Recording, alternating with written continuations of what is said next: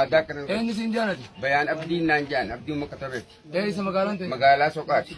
Eessitti kan isa godhan? Magaaluma tana keessa. Maal balleessite jaanii? Waa takka waan hin balleessan qabu. Areeda magarsite jaanii.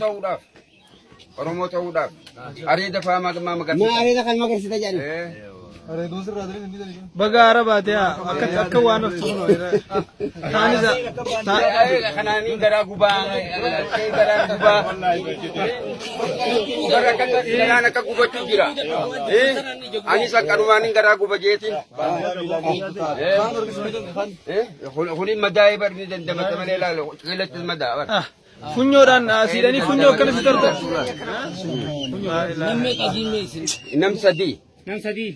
Tokko ni du'e tokko haani lachuu harki lachuu raaj. Wara dalagataatti hin jira. Akarra wayyaati. Eessa biyya tamitti? Magaaluma Soqaatan. Magaaluma Soqaatanis? Egaa ofiiduumaa fi wayyaanee waliin gaa isaan tokkuma isaanumaa malee tokkuma jirrini. Tokkuma beeyna. Ammallee isaanumaan nu jira ammaas. Tooftaa jijjiirrataniiti. Tooftaa biraati. Baandiraa dirqiiniin uffadhe malee ammallee dubbachuu dandeenye. Dubbachuu qofa dandeenye wanni biraa sanurraa jijjiiramte hin jirtu. Egaa rabbii galanni haa ga'u. Dubbachuu qofa dandeenye. Uffachuu fi dubbachuu qofa dandeenye galanni rabbii haa ga'u.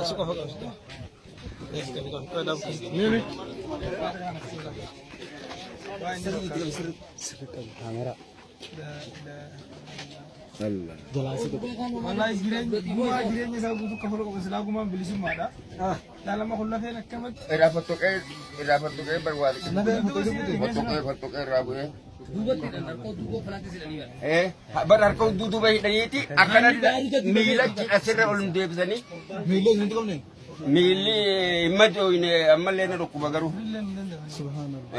Barree barkunuun dandamane rabbee. Bineensummaa isaanii nama agarsiisa.